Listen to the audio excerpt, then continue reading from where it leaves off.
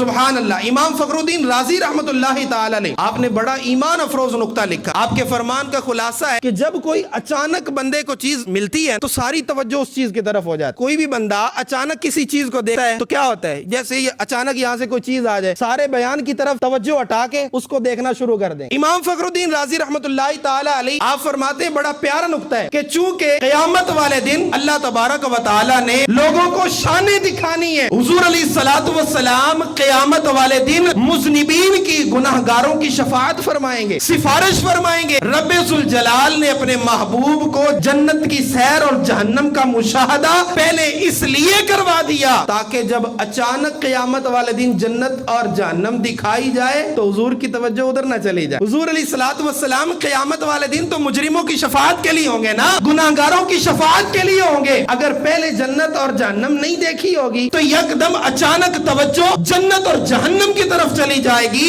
اس لیے رب ذوالجلال نے اپنے محبوب صلی اللہ علیہ وسلم کو معراج کا سفر کروا کے، معراج کی سیر کروا کے جنت کی بھی سیر کروا دی اور جہنم کا مشاہدہ بھی کروا دیا تاکہ کل قیامت والے دن حضور کی پوری پوری توجہ اپنے غلاموں کی بخشش کے اوپر رہے. معراج کی شب تو یاد رکھا، پھر حشر میں کیسے بھولیں گے.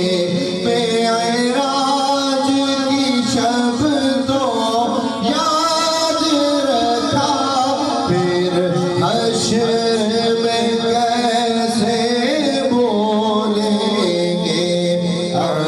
تار اسی امید پہ ہم دن اپنے گزارے جا